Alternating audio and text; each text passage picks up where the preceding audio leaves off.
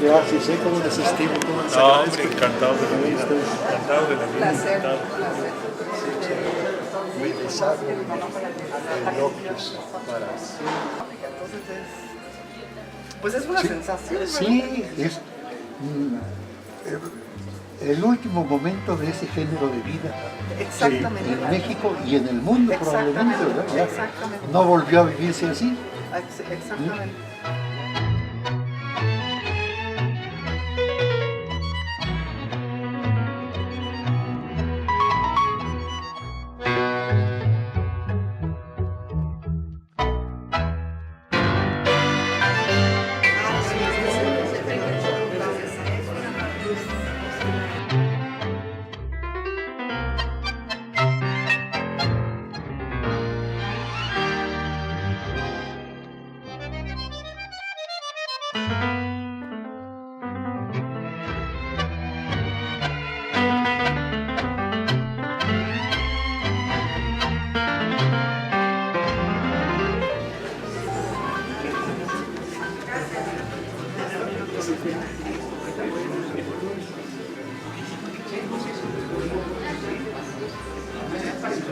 seguramente el día de hoy, esta tarde, tendremos la oportunidad, pero sobre todo el honor y el privilegio de escuchar y de presentar el último poemario del maestro Ángel Bonifaz Ezeta, titulado De aquella, un poco más y otros poemas.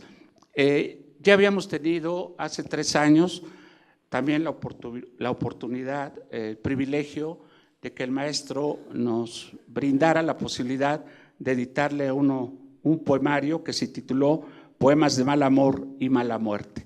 El sello editorial del Instituto Tlaxcalteca de la Cultura con eso ha engalanado su catálogo de autores, tanto locales como foráneos.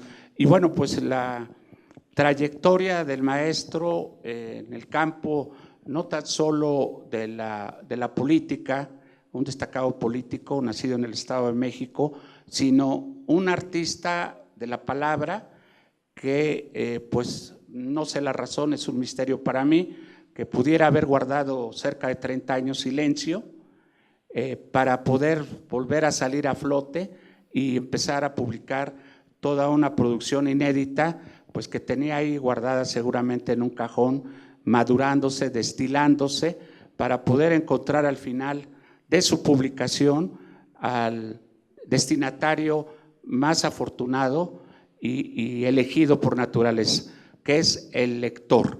Y entonces, bueno, pues hoy el instituto con su sello editorial presenta de aquello un poco más y otros poemas, que es la segunda oportunidad que amistosamente él nos brinda a los tlaxcaltecas para que sea conocida su obra en Tlaxcala. El maestro realmente es una persona muy conocida a nivel nacional, ha tenido influencias propias, sus propias lecturas, sus propios grandes poetas que le han influenciado a él y que él expresa su admiración, por ejemplo, y se dice fácil, un Ramón López Velarde, y además de otros autores nacionales muy destacados. También, pues el maestro es conocido por esta constante de publicar libros, novelas, cuentos y sobre todo poesía, y bueno, ha sido editado incluso en el extranjero y por editoriales muy prestigiadas como Joaquín Mortis, una editorial que es muy selectiva, muy rigurosa para publicar autores. El publicar en esa editorial, pues de verdad que es muy difícil por la exigencia y por los filtros de calidad literaria que tiene, que posee. Sin embargo, el maestro ya es un autor considerado dentro del catálogo de precisamente esta editorial que está en la Ciudad de México. Más adelante en el caso de un servidor que va a moderar esta presentación, voy a dar algunos otros datos y algunos comentarios que nos permitan pues disfrutar de verdad de este lugar y de esta tarde, aunque ya empiezan los fríos muy fuertes, pero bueno, aquí estamos bien abrigados y posteriormente les invitaremos al término y desde luego de los autógrafos que el maestro pueda brindarles a ustedes a disfrutar de un cóctel que he servido en honor de él. Maestro, bienvenido, le he dicho una y mil veces, se lo vuelvo a decir, está usted en su casa, aquí tiene muchos amigos que lo quieren, que lo estiman y que como lectores pues también lo valoran y lo disfrutan. Muchas gracias, maestro, por estar aquí. Y entonces, bueno, pues vamos a empezar, yo diría que generacionalmente Tlaxcala ha dado recientemente nuevas jornadas de escritores, nuevas jornadas de analistas y críticos literarios. La literatura en Tlaxcala también se está renovando y bueno, tenemos aquí a un maestro muy joven, pero que ya tiene todo un prestigio por su trabajo de análisis, de interpretación, de trabajos literarios. El maestro que está a mi derecha, Adrián Mendieta Moctezuma, es un destacado escritor local, pero cuyos trabajos pues ya trascienden, para fortuna nuestra, las fronteras locales. Quisiera cederle la palabra al maestro Mendieta para que nos hiciera los comentarios o la lectura de su reseña de la presentación o sus puntos de vista sobre esta obra poética, la más reciente del maestro Bonifaz Ezeta. Por favor, Adrián, si eres tan amable. Muchas gracias. Antes que nada, agradezco al Instituto Tlaxcalteca de la Cultura por permitirme extenuar mis comentarios del reciente libro del maestro Boniface Zeta. Asimismo, también al maestro Boniface Zeta por permitirme hacer unas pequeñas observaciones de su trabajo. Bueno, como ya mencionó el maestro Willebaldo Herrera Telles, principalmente me desempeño en la poesía.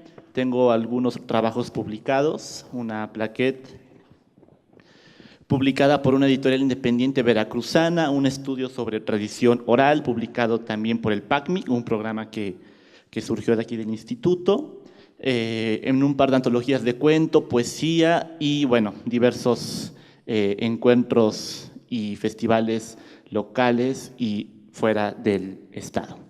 En esa medida, pues me he atrevido, si no es que demasiado, hacer un pequeño análisis, o mejor dicho, una invitación a la lectura del libro, y para no divagar tanto, mejor daré lectura de esta pequeña reseña.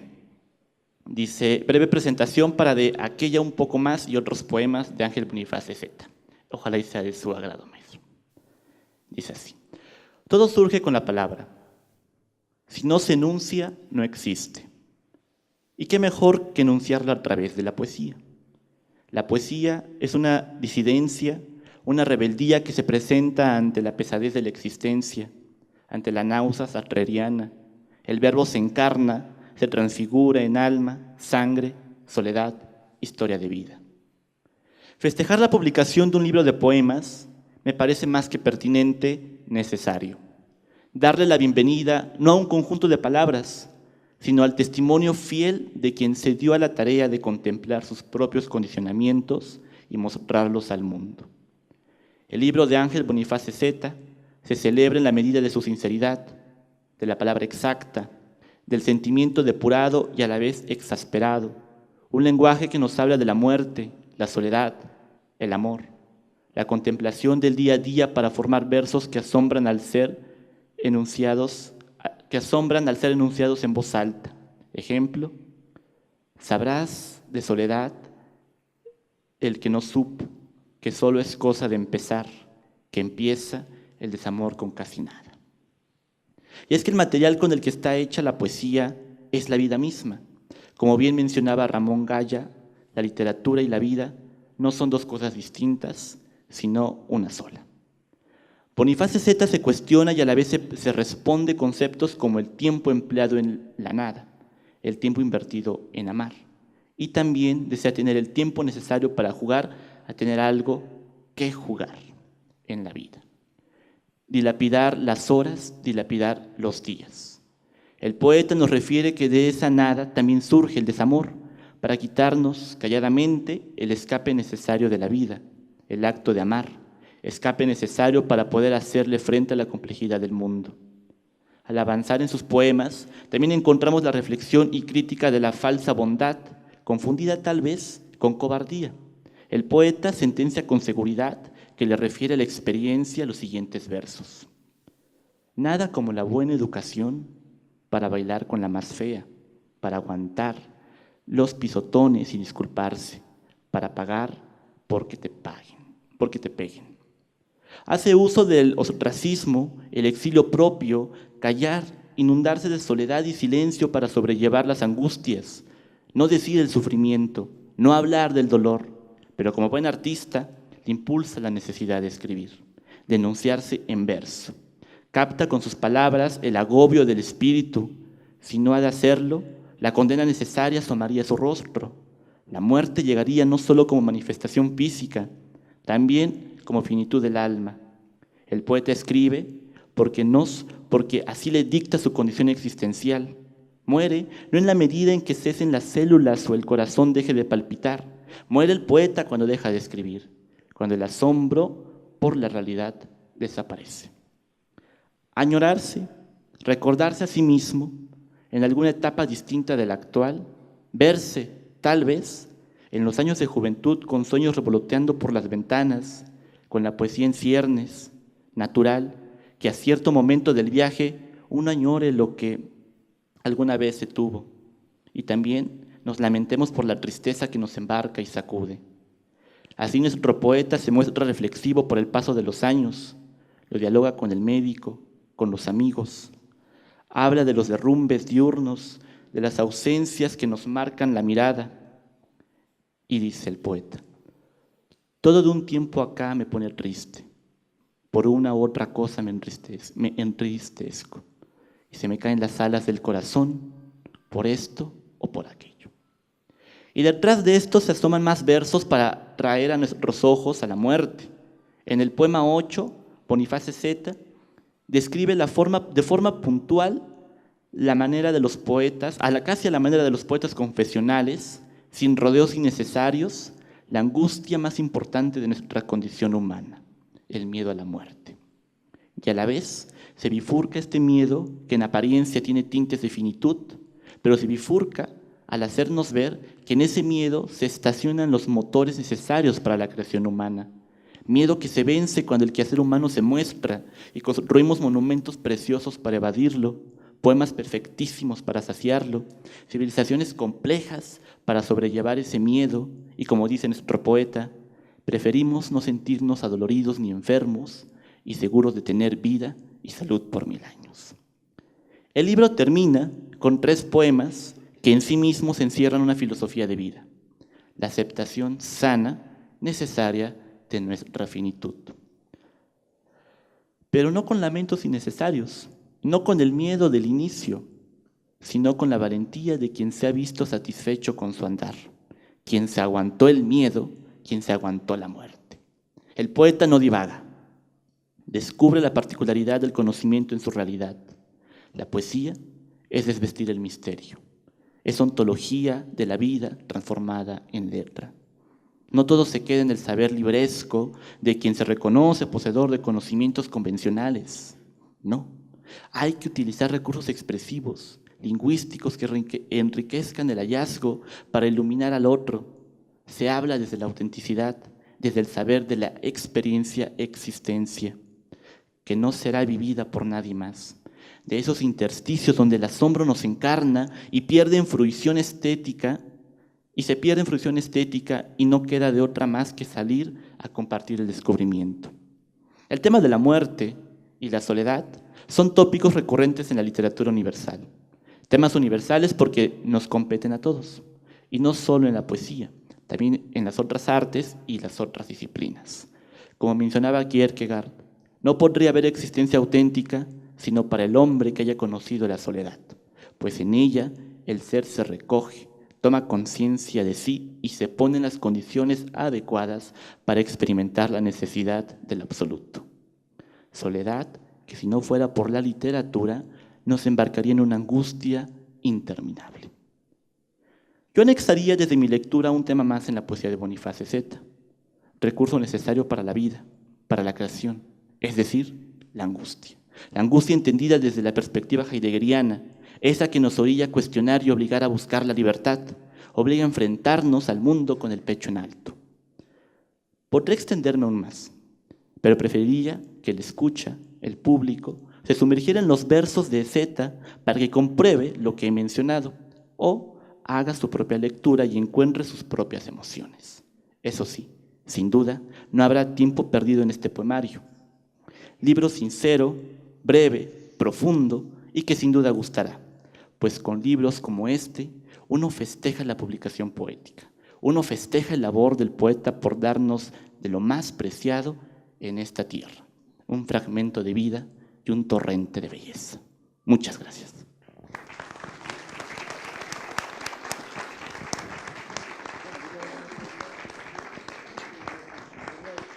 Pues ya acaban ustedes de escuchar una interpretación muy personal de una lectura, seguramente muy escrupulosa, muy detenida. Efectivamente, con todos los apuntes que nos comparte Adrián de manera también tan puntual, tan puntillosa, tan clara, yo también al leer este poemario, que son 10 poemas que el maestro recoge, recordé algunas cosas porque el poemario obliga a reflexionar. El poema, el poeta obligan a la meditación. Y entonces yo recordaba que uno de los grandes consejos, precisamente de Cicerón, que escribió un libro dedicado a la vejez, de la Senectud, aconsejaba no declararse derrotado ante la vida, ni ante la vejez, ni ante la muerte, porque decía que no obstante que el hombre puede ser muy anciano, siempre tendrá oportunidad de hacer cosas creativas, hermosas, trascendentes. Incluso él proponía que los ancianos o las personas que llegaran a una edad avanzada podían desde plantar, perdón por la redundancia, más bien cultivar una planta hermosa, escribir un libro y hacer otro tipo de actividades que demostraran que la vitalidad no se agota hasta el último momento en que se apaga el universo. Mientras tanto, habría que apostar por hacer cosas creativas. Y también, por otro lado, yo reflexionaba cuando dice Federico Nietzsche que el último recurso que tiene el ser humano cuando ya llega a los límites de la angustia, de la desesperación total y absoluta, es precisamente el de la ironía. Somos irónicos porque ante la muerte y a veces ante la adversidad no tenemos otra cosa más que reírnos de todo y de nosotros mismos. Y hablo de esto porque el maestro también hace gala de sentido del humor cuando habla de la pareja, de la mujer, y esa mujer, pues dice él, nos toca bailar a veces a todos los hombres con las más feas. Yo por mi parte bailo con todas, con las feas, las bonitas y las que no sean feas, por un lado. Por otro lado, también cuando en un verso señala que el doctor le dice sabiamente al poeta, ¿verdad? Imagino que es alter ego del maestro Bonifaz, pues le dice que está enfermo de vejez, dice lo peor sería que estuviera usted enfermo de juventud. Y por otro lado, por eso ahí tienen ustedes la ironía, el límite máximo a donde uno puede llegar en el borde del abismo de la vida, a burlarse de todo, incluso de los demás. Y el otro que también me llama la atención porque es una figura retórica muy recurrente en la poesía universal o mexicana, que también el maestro ironiza con respecto a un refrán popular que yo recuerdo que a mí mi abuelo me decía mucho: ten cuidado con las mujeres, más vale solo que mal acompañado. Bueno, lo decía porque lo decía por algo, ¿verdad? Por la sabiduría que tenía. Y el maestro dice, más vale solo que mal acompañado por un ángel guardián femenino. Imagínense a qué grado de renuncia llega el maestro o el poeta, donde tiene que renunciar a su ángel de la guarda femenino, que no todos lo tenemos. Pero la figura retórica del ángel es el ángel, por ejemplo, que se menciona mucho a Baudelaire, Walter Benjamin, un gran intelectual alemán europeo que se suicidó en los Alpes cuando era perseguido por los nazis, por la Gestapo. No le quedó otra medida o otro recurso, perdón, que suicidarse. Sin embargo, hablan mucho del ángel exterminador. Y bueno, nuestro gran Salvador Díaz Mirón decía que de todos los ángeles yo prefiero ser el ángel Luzbel. Si tuviera esa oportunidad sería el ángel demoníaco, maligno. O sea, era tan radical Díaz Mirón que no quería ser cualquier ángel, sino aquel que había sido expulsado del paraíso, castigado por Dios.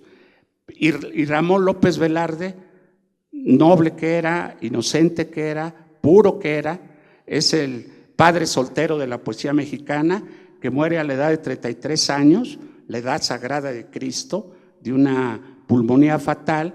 Él precisamente hablaba de que Dios le había concedido un ángel y era un ángel de la guarda femenino.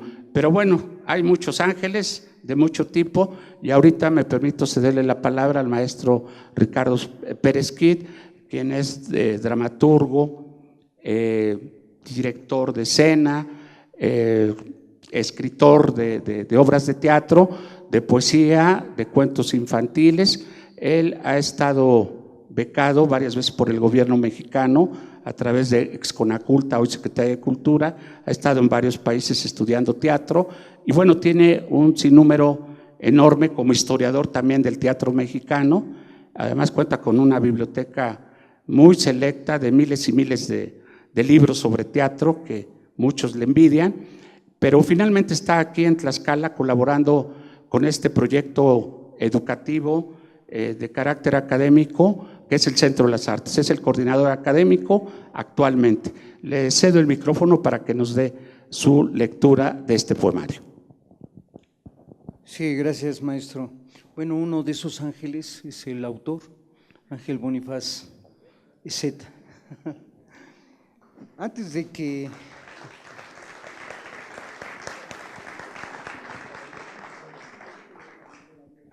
que lea el texto que he preparado para la presentación de este libro, maestro, me llevó una gran sorpresa al saber el parentesco que tiene con una familia de mis coterráneos, que de alguna manera son poetas de la tierra, el ingeniero Emilio Trujillo, amigo de hace muchos años, que cultiva toda variedad de plantas en un museo natural bellísimo, y por supuesto de su esposa, Blanca, que es hermana de mi gran amiga Ana Eugenia Trujillo. Entonces, es un gusto, un placer, maestro, saber esta cercanía mediante la amistad. Gracias. Voy a permitirme leer. Se cumplió en este 2016 el 400 aniversario de la muerte del genio William Shakespeare, poeta y cantor de los cantores de todos los tiempos. Gracias no solo a su Teatro Mundi, escrito, que es con lo que más se le identifica, sino por su poesía, destacando sus 154 sonetos de amor, donde demuestra de manera absoluta el poder de la poesía, la sensualidad, la música candente y matemática, la imagen seductora y los relieves de su bellísima criatura. Valga este pretexto para entregar esta modesta ofrenda, por lo que a mí corresponda, al poeta inglés, con el libro que aquí presentamos. De aquella un poco más y otros poemas, libro de Ángel Bonifaz Zeta, donde encontramos una diversidad de reflejos de diversas imágenes que van desde las más sutiles al principio de la lectura, en donde el autor deja entrever que por cómplice tiene al poema, quizás cómplice amante, porque habitan en casa de cristal férreo y tan sólido como los 81 años prolíficos que tiene el autor del presente volumen. A partir de esa inseparable complicidad con el poema, el poeta hombre ha transitado por sinuosas veredas acompañado.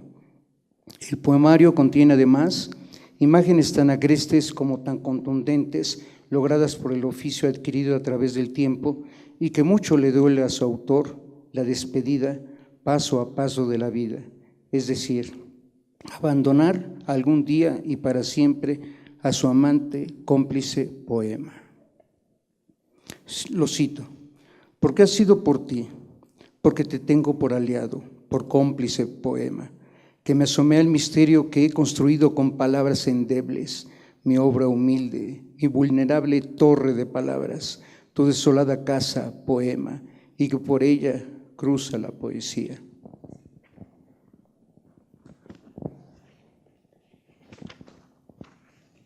Y que por ella cruza la poesía como un relámpago de gracia. Termino la cita.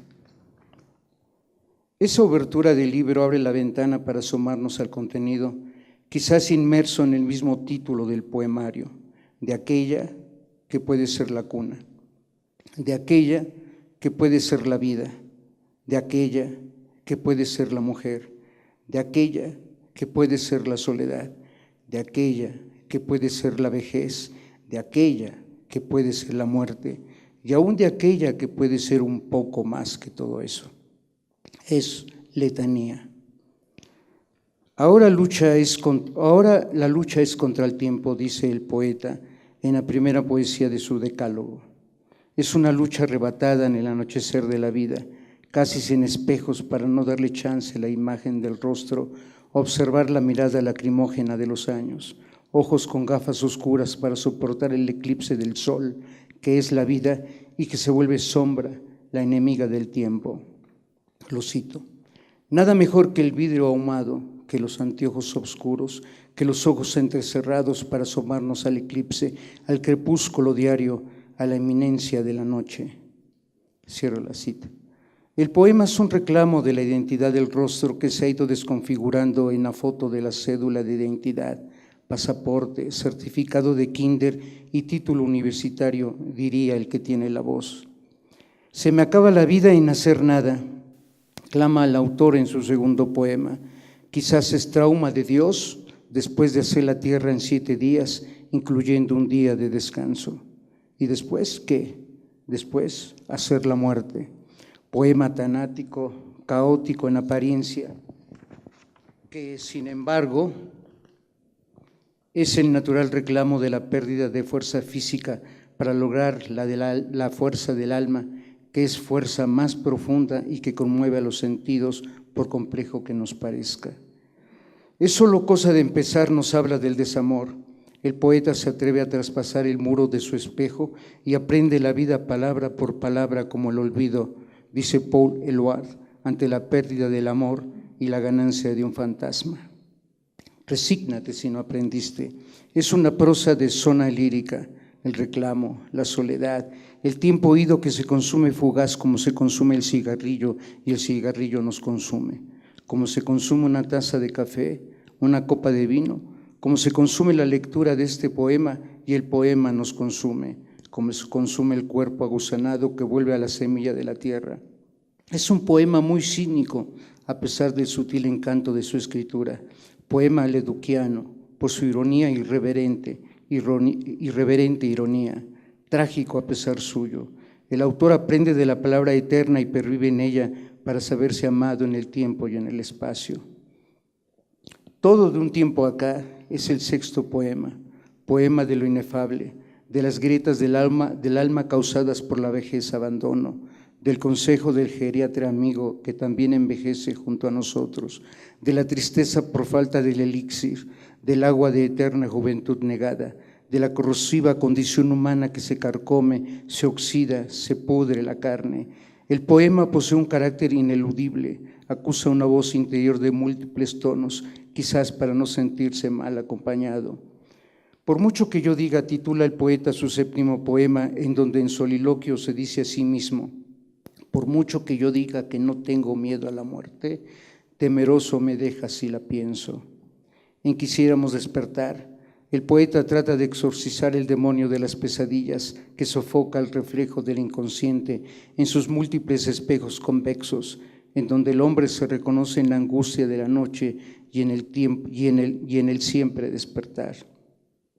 Se cierra el volumen de Aquella un poco más y otros poemas con 2 composiciones, la 9ª y la 10ª, Apártense de mí y No soy valiente, donde Ángel Boniface Zeta da en breve espacio confesión de sus miedos, que son los mismos miedos del hombre.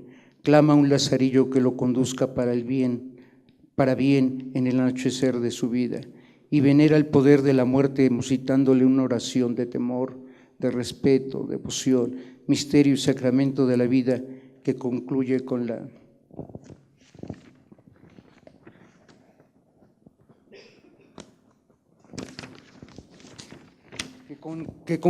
la palabra secreta y misteriosa de las plegarias para saberse escuchado en la hora mala de mi muerte.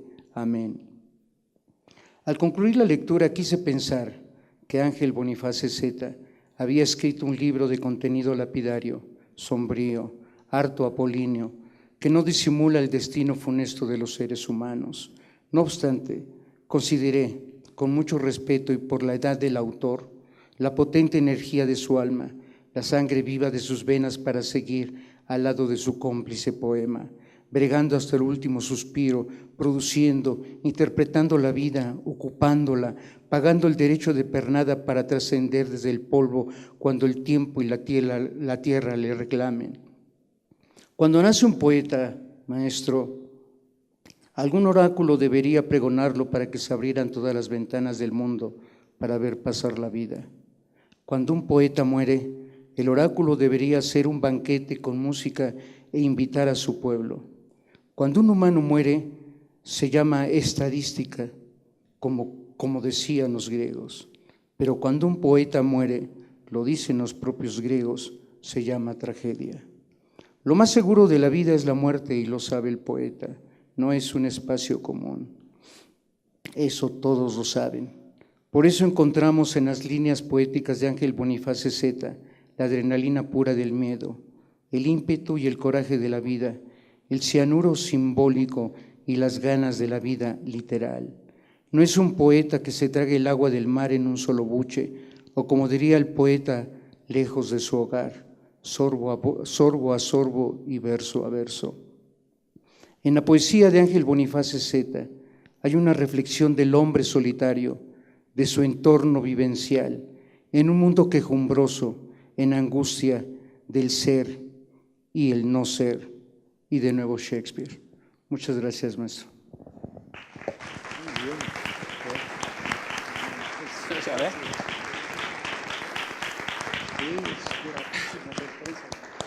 Bueno, pues agradecemos mucho al maestro Pérez Kid esta lectura también tan cuidadosa, no obstante que se trata pues de una breve antología de 10 poemas, pero miren todo lo que dice, porque además hay otros temas, aparte de la mujer, de la muerte, de la soledad, del miedo a la soledad, o que el maestro llama pues la cobardía, que todos les tenemos miedo precisamente a la muerte, porque bueno, pues forma parte de la naturaleza humana.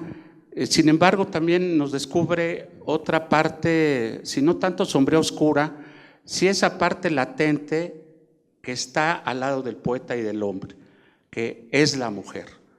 Y bueno, si seguramente el maestro, al paso del tiempo y de los años que él ha vivido, ha sufrido también decepciones, equivocaciones y fallas, pues no hay que olvidar que todos, como él, todos somos seres humanos. Y esto pues también me trae a la mente una frase lapidaria, o más bien una especie de aforismo de un poeta francés que seguido se me olvida su nombre ahorita, por más que trato de recordarlo, y es por culpa de un amigo íntimo que tengo alemán que se llama Alzheimer. No me permite este amigo a recordar los nombres. Sin embargo, decía este poeta francés que amar es aprender a descubrir que el amor no existe. O sea, es un aprendizaje o un contraaprendizaje contradictorio y muy irónico. Vivimos ilusionados con la pareja, amándola, y hay figuras mitológicas como Romeo y Julieta, como Maximiliano y Carlota, como Pedro Infante y la Chorreada, etcétera. Pero ninguno se lleva la certeza de haber sido amado completa y totalmente. Y por otro lado también yo quisiera un poco desmitificar un amigo común del maestro, Renato Leduc. Recuerdo que alguna ocasión yo lo escuché en una cantina en la Ciudad de México, siendo yo muy joven, el tipo todavía era joven, perdón, y el maestro pues ya era un hombre grande, un hombre maduro, pero que gozaba de una chispa jocosa, todo lo decía a base de groserías, pero con gracia, no era ofensivo ni vulgar, antes al contrario, se le celebraba su forma tan abrupta de decir las cosas directamente con claridad. Entonces decía él que eso de la agonía y la muerte, o en el momento en que el hombre está a punto de cruzar el umbral que lo separa de la vida a la muerte o al más allá, pues que era todo un mito, porque dice, yo viví una experiencia muy realista en la calle y que me confirmó eso de que no es un acto en especial, divino, ni transgresor, ni nada. Y decía el maestro en la mesa, Renato Leduc, dice Goethe, el gran escritor, el gran hombre de letras universal, alemán, en el momento de agonizar, según sus familiares, de estar en su cama, dijo, luz, más luz. Él percibió en su recámara y en la ventana una intensidad solar inmensa, y después de decir luz, más luz, falleció. Fray Luis de León, un gran místico religioso español, también ante la experiencia de la muerte, inevitable de la muerte, decía en los momentos, en los últimos instantes supremos de su despedida de la tierra, decía, al fin sabré la verdad. Y ante esto Renato Leduc decía, a ver, tantito, párenle tantito. Yo estaba tomando, dice Renato Leduc, en una cantina con un compadre mío que quería yo mucho, que era albañil. Estábamos tomando y de pronto me dice, compadrito, ya se me acabaron los cigarros, voy a la tienda de enfrente. Y se sale por los cigarros, yo me quedo a esperarlo.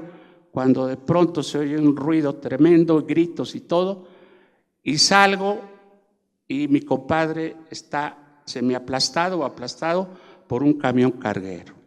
Y está agonizando, lo levanto en mis brazos y me dice: compadrito Renato, ya me cargó y no les digo lo que sigue.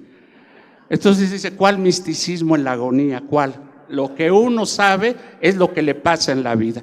Entonces yo por eso lo comento al maestro, porque es un amigo común y don Renato siempre tenía ese toque, esa gracia para decir las verdades humanas. Maestro, ya no le quito el protagonista principal, el creador, el artífice del verso, de sus propias confesiones agustinianas, aunque las confesiones a veces son muy tardías porque no las hacemos a tiempo.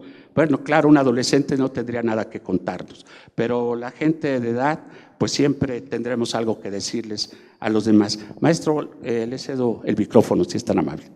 Gracias, maestro. Buenas noches. Yo invariablemente tengo problemas con el micrófono. Muevo demasiado las manos y se aleja el micrófono, se acerca y oyen de más, oyen de menos, echan de menos a otros manipuladores del micrófono más felices que yo. Pero voy a esforzarme por que lo poco que diga sea perfectamente audible. Ustedes me van a la mano. Con muchos de ustedes tengo una gran confianza y una gran confianza tienen algunos de ustedes conmigo. Me indican cómo van las cosas para que tenga algún sentido esta intervención. Bueno, es una enorme satisfacción personal poder estar aquí con ustedes, a quienes agradezco su presencia, estar en compañía de el maestro Vilebaldo Herrera, de los señores presentadores y tener oportunidad, como me la voy a dar, de hacer algún comentario de naturaleza muy personal. Pero antes quiero señalar que es una gran oportunidad y una gran satisfacción poder estar aquí en una de las, sin duda, primeras actividades de este enorme, magnífico, importantísimo centro de cultura que es el Centro de las Artes en que estamos ahora reunidos. No puedo menos que admirar la obra de quienes tuvieron la visión de llegar a este resultado, que es el Centro Tlaxcalteca de la Cultura.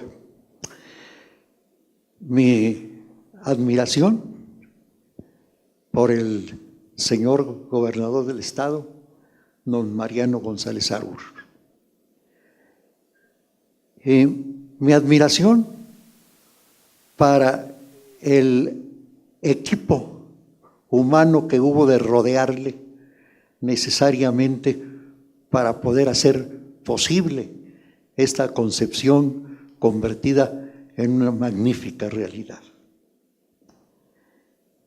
A todos los que han intervenido en la creación de este centro, mi felicitación, mi admiración y muchas gracias. Muchas gracias en nombre propio, muchas gracias en nombre de muchos que estarán aquí después de que, y pienso en los más jóvenes que hay aquí, pienso en este jovencito. Cuando este jovencito se muera de viejo, estoy convencido de que este centro seguirá siendo un imán para lo mejor que puede tener México, que son los quehaceres de los mejores de sus hijos. Cuando se hace el Instituto Nacional de Bellas Artes, pues ¿quién podía pensar que iba a hacer lo que ha llegado a ser el Instituto Nacional de Bellas Artes? Cuando se crea una obra de la importancia del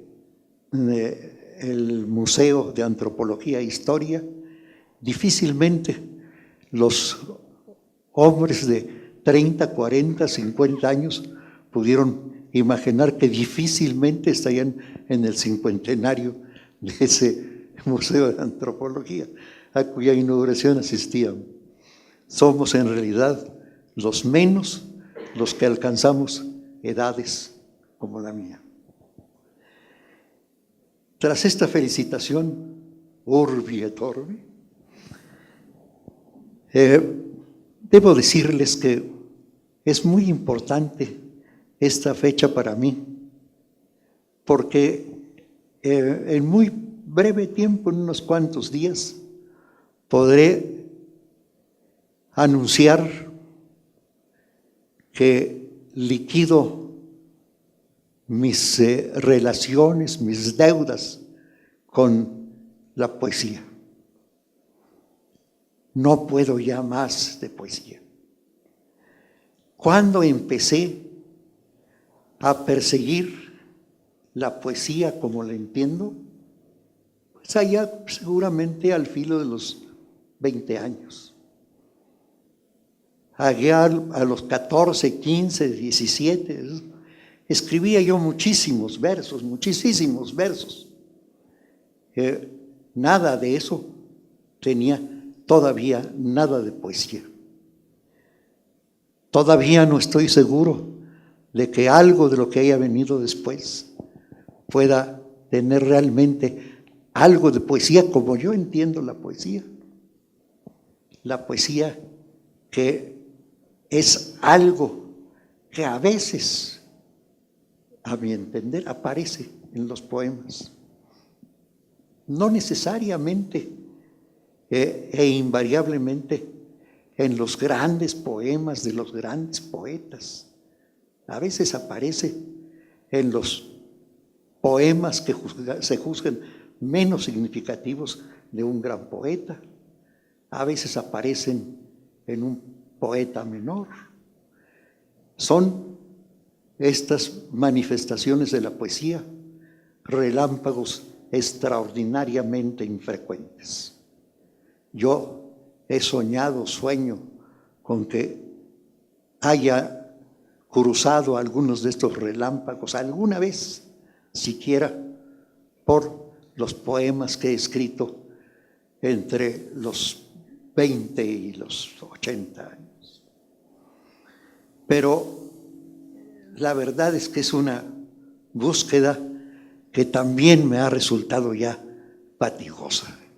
Siento que no alcanzo ya a capturar esta evadiza presencia que es la poesía. Creo que tengo también frente a la poesía mi derecho a la jubilación, y que para rescatar mi bienestar, mi comodidad, mi facilidad para hacer cosas, puedo volver a hacer lo que hacía a los 14, 15, 17, 18, 20 años. Ahora me voy a dedicar a escribir poemas y ya no tendré la preocupación de si cruza o no por ellos la poesía como un relámpago de gracia. Escribiré poemas y versos que me empeñaré en que resulten aseados, buenos, decorosos, pero nada más. Es decir, la libertad de hacer lo que uno puede hacer sin angustia, sin angustia. Capturar la poesía es una forma de angustia, sin lugar a dudas, según yo lo entiendo. Me he sentido muchas veces a través de los años, como debió de sentirse Benjamin Franklin con su cajita de pararrayos, ¿verdad? A ver si capturaba el rayo en su cajita, ¿verdad? Ya basta, ya llegué al límite. Ahora quiero terminar la vida fácilmente como escritor, hacer algún romance bien hecho, ¿verdad? Hacer sonetos, sonetos es hacer una cárcel, cada soneto es una cárcel, pero una cárcel modelo. Es decir, todas las crujías de esa cárcel son muy parecidas, ¿no? La igualdad absoluta no existe entre dos cosas distintas, pero por eso son distintas, pero se parecen muchísimo, ¿no? Todos los sonetos son, los hay muy buenos, los hay magníficos, los hay extraordinarios. En unos pocos he descubierto la poesía, muy pocos. Entonces ya verán ustedes si para mí es o no el umbral de la fecha final de esta forma de vida y esta trayectoria. El título de este pequeño poemario que hoy presentamos hacía pensar, me dijo un amigo, en que me refería yo a aquella mujer, algo más de ella y otros poemas. No, esto hace referencia clarísima a esta búsqueda de que les hablo.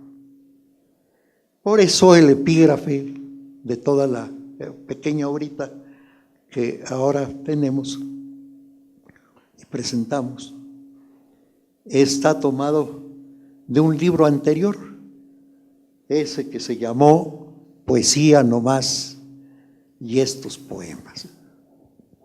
Poesía no más y estos poemas. Ojalá se salven los poemas, tanto mejor se apareció alguna poesía. Pero el epígrafo dice, ya hacía el maestro menciona esto, pero es más claro percibir el sentido de esto ahora, después de lo que les he platicado. Mi pasión ha sido la poesía. Y claro está que no se puede hacer poesía si no se hacen poemas, porque la poesía necesariamente necesita algo para manifestarse, y ese algo son las palabras, y se facilitará o no el acceso de la poesía, pienso yo, según sea el ordenamiento y el manejo de las palabras. Pero finalmente el poema puede ser puras palabras y no hay pura poesía más allá de las palabras cuando la poesía se manifiesta verdaderamente. Por eso dije hace un montón de años, pero ha sido por ti, porque te tengo por aliado, por cómplice poema, que me asomé al misterio, que he construido con palabras endebles mi obra humilde, mi vulnerable torre de palabras, tu desolada casa, poema, y que por ella cruza la poesía como un relámpago de gracia.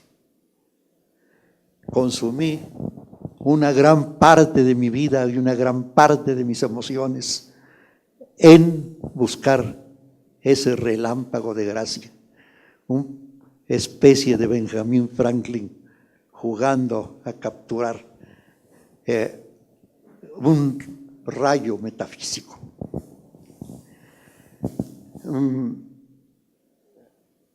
Bueno, ¿En qué momento estoy de la vida o estuve hace algunos años? Ahora estoy, creo que ya más allá de ese momento en que se valía decir: ahora la lucha es contra el tiempo y los daños del cuerpo endeble, en contra de la ruina anunciada. Que sea una casa sin espejos aquella en que debamos ocultarnos, en que esperemos escondidos que termine la fiesta. Nada mejor que el vidrio ahumado, que los anteojos oscuros, que los ojos entrecerrados para asomarnos al eclipse, al crepúsculo diario, a la inminencia de la noche.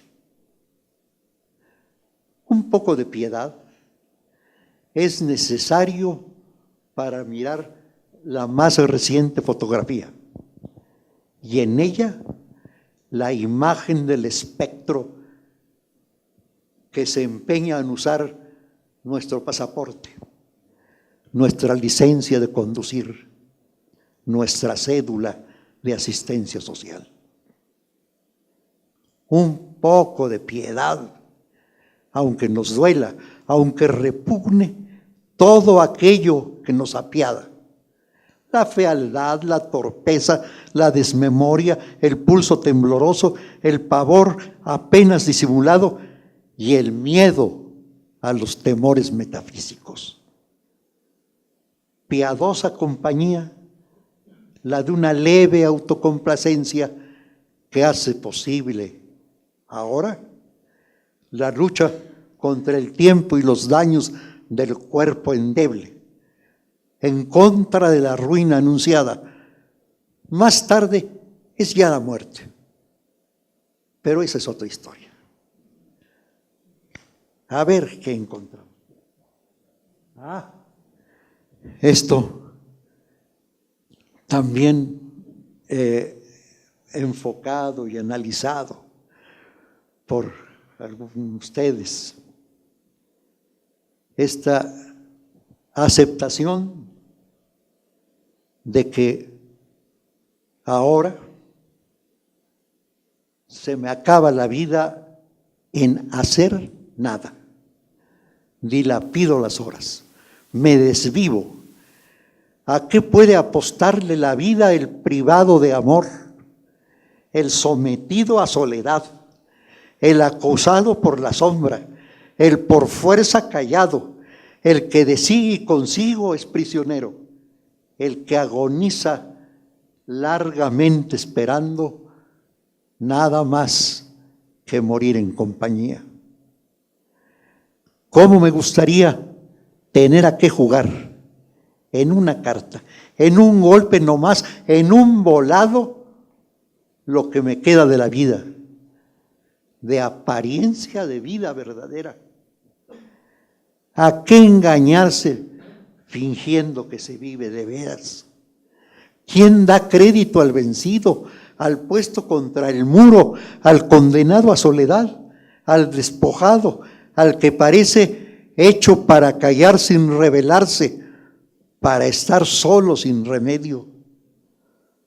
Me acusarán de simular que vivo y de estar a ojos vistos desviviéndose y merecer por eso estar privado del espejismo de la dicha, de razones para vivir, de coraje para jugar la vida un día cualquiera en una sola carta definitiva.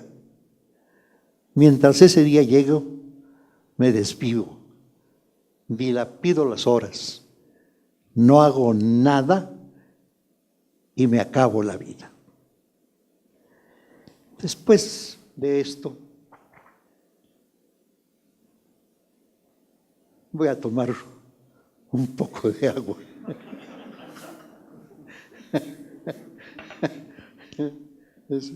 Amablemente.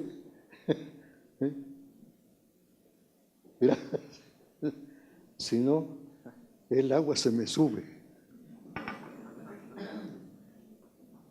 Es la falta de costumbre.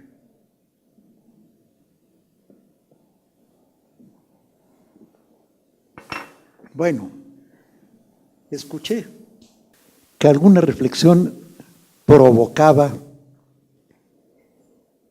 esto de el desamor que empieza y que el desamor crece y que si el desamor no debió empezar y que no debió de crecer. Yo visualicé las cosas de esta manera. Es solo cosa de empezar. Se empieza el desamor con casi nada. Apenas se siente cómo llega. Pero cuando ha llegado, crece calladamente. No se deja sentir.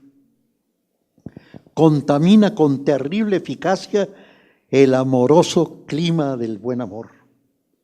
Como una mancha de humedad, avanza, mancha el muro, lo ensalitra y socava, y por fin lo derrumba.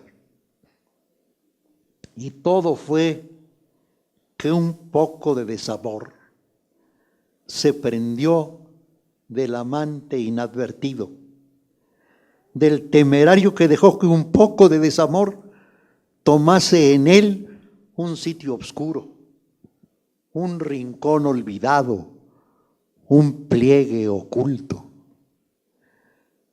El tiempo pasará.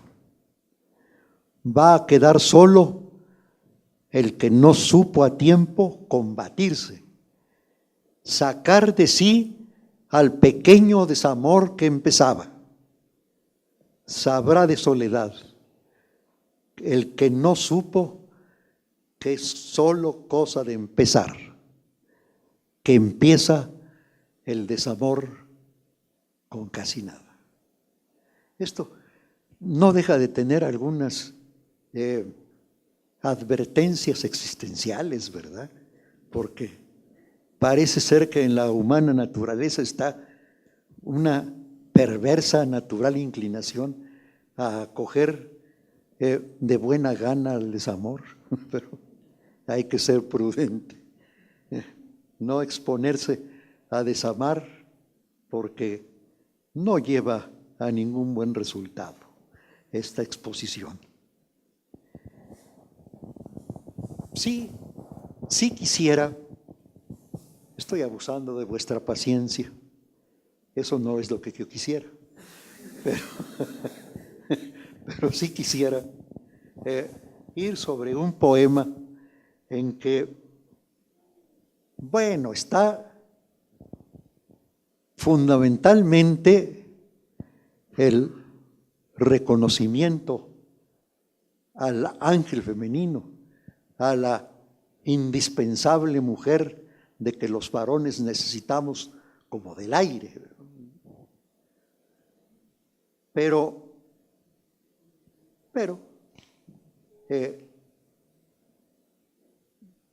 yo soy muy poco afecto a los epígrafes. En este librito tan pequeño hay lo que no hubo en libros enteros anteriores, 2 epígrafes. El inicial que escucharon ustedes de mi propia obra y este que es un epígrafe de Ramón López Velarde. Dios, que me ve que sin mujer no atino ni en lo pequeño ni en lo grande, dióme de ángel guardián un ángel femenino.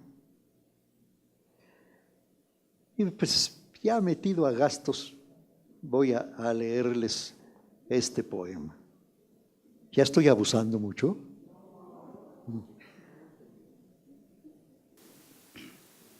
Resígnate si no aprendiste a tiempo a mordisquear los calcañares de tu vecino. Si a estas alturas eres el perro familiar que ladra y no muerde, admite que te has pasado de bueno, que irremediablemente lo saben cuando te majan a palos, que el que te pega sabe que aguantas eso y más, que algo te falta para cobrar ojo por ojo, diente por diente. Es más sencillo arrepentirse que cambiar. No cambias y solamente te arrepientes, ofreces la otra mejilla, te sometes y culpas naturalmente a la suerte. Nada como la buena educación para bailar con la más fea, para aguantar los pisotones y disculparse, para pagar porque te peguen.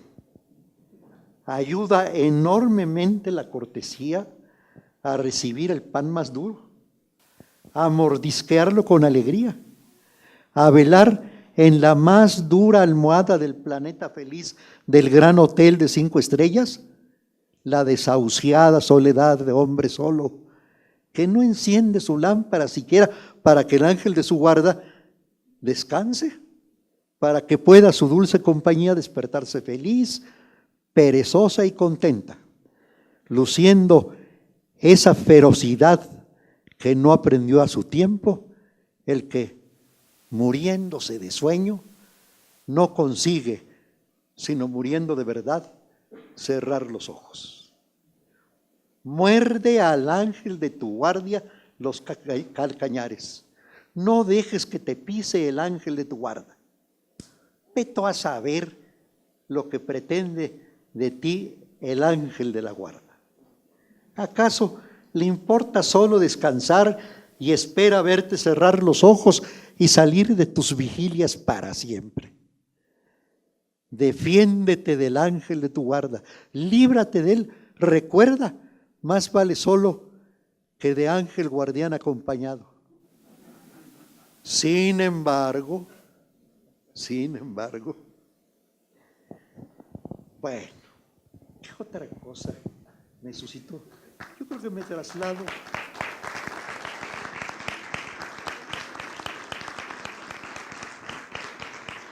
Este ya me empieza a sonar aplauso final.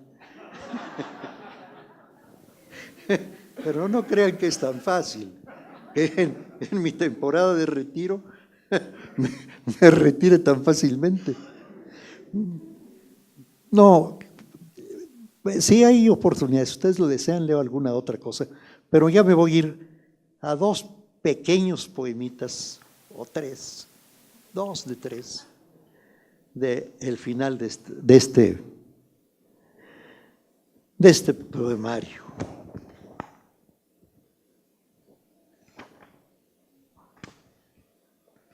A ver. Hay 2 poemitas finales, pequeños. Uno muy pequeñito, son 8 renglones. De este me gustó cierto aire de texto antiguo, de otra época y otra concepción gramatical. Apártense de mí jamás tus ojos y dedíquense al cuidado de mis pasos de ciego tan medrosos.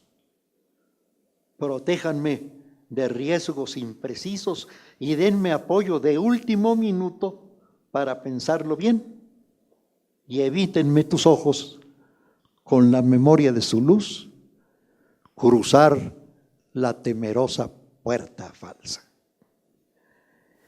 Esto es un reclamo de auxilio, pero yo no tengo nada que se parezca a alguna proclividad suicida o cosa por el estilo. Yo soy un vitalista absoluto. Así es que no sé cómo se colaron estos malvados 8 versos, pero me parecieron gratos a mi consideración y decidí incluirlos. En cambio viene un poema que ni la más remota posibilidad de que por él cruzase un relámpago de gracia de verdadera poesía, pero en cambio es un poema de una gran autenticidad vital. Yo he vivido hasta hace muy poco tiempo con un gran temor del trance mismo de la muerte. Es decir, cómo entrarle, cómo verla cerca, de ojos a ojos, frente a frente, y cierto temor de no estar, para decirlo de algún modo, a la altura de las circunstancias. Entonces, tenía yo muchas dudas respecto a cómo podía yo enfrentar esto. Sentía que podía no hacerlo con la dignidad que reclama un trance así. Pero de pronto me encontré con esto que va a aparecer aquí, que pues los mexicanos somos muy valientes y que la muerte no nos impresiona en lo más mínimo. Por eso el poemita dirá: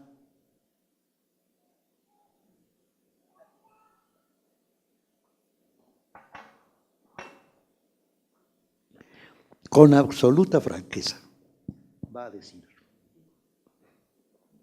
a decir con la más grande autenticidad: no soy valiente, ni siquiera buen mexicano. Confieso que no tengo otro espeluzne como este de morirme.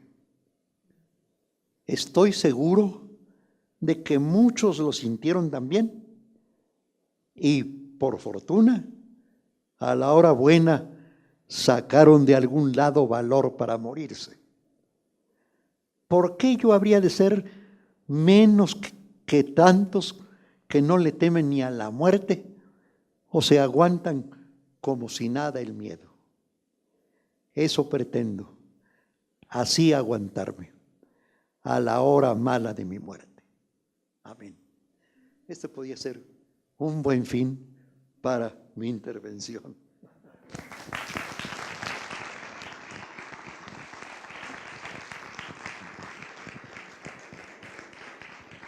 Pues ya vieron ustedes el sentimiento genuino, la expresividad emocional y bueno, pues esto de bucear a fondo en las palabras para encontrar su propio destino como poeta y como ser humano, pues está precisamente en este pequeño poemario que hoy tuvimos el gusto y el privilegio de presentar en el Centro de las Artes y pues no me resta más que dos cosas.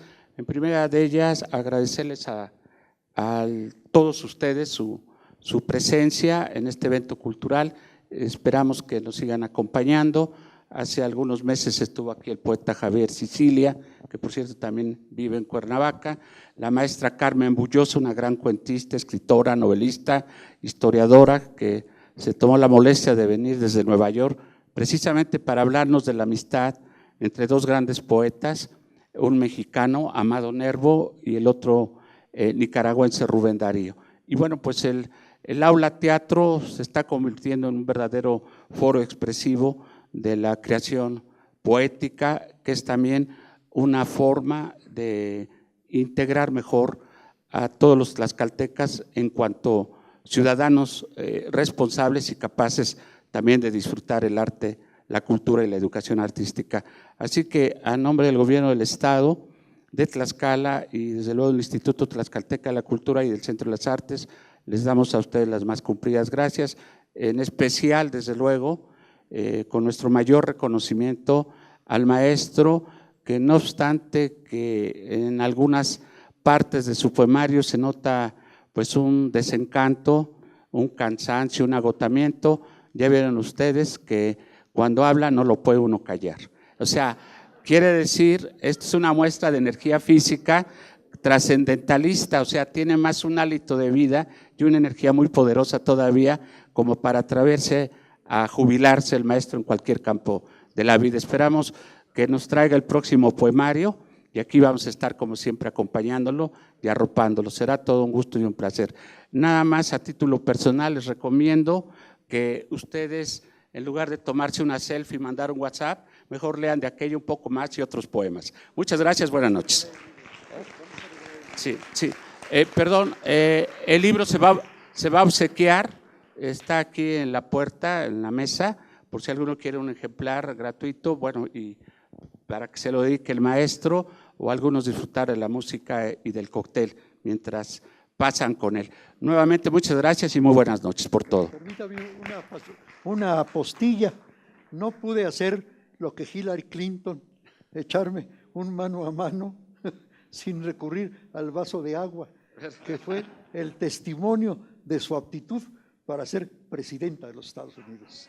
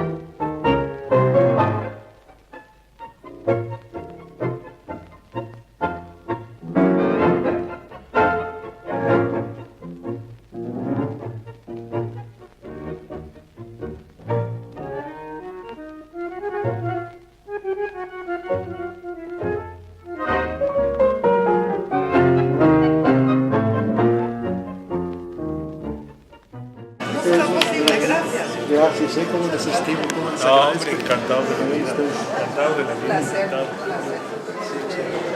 Me deshago de elogios para Entonces pues es una sensación, ¿verdad? sí, es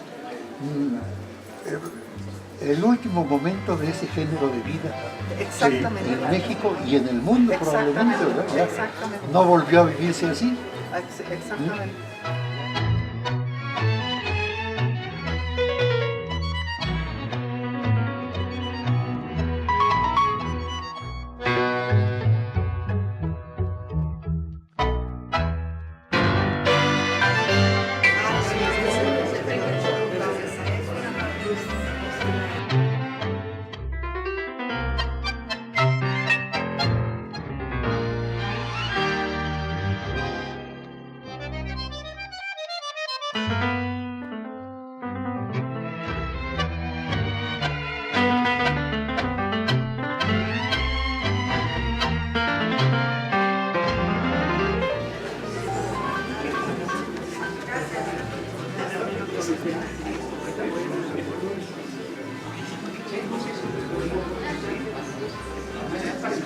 Seguramente el día de hoy, esta tarde, tendremos la oportunidad, pero sobre todo el honor y el privilegio de escuchar y de presentar el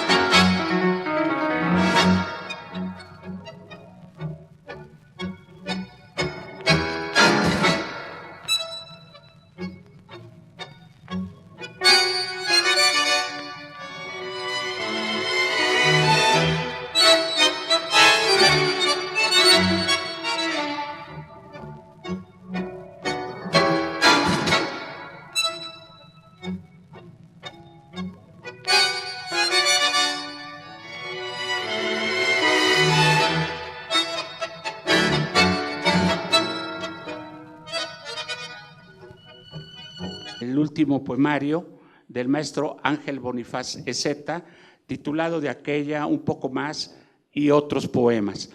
Ya habíamos tenido hace 3 años también la oportunidad, el privilegio de que el maestro nos brindara la posibilidad de editarle un poemario que se tituló Poemas de mal amor y mala muerte. El sello editorial del Instituto Tlaxcalteca de la Cultura con eso ha engalanado su catálogo de autores, tanto locales como foráneos.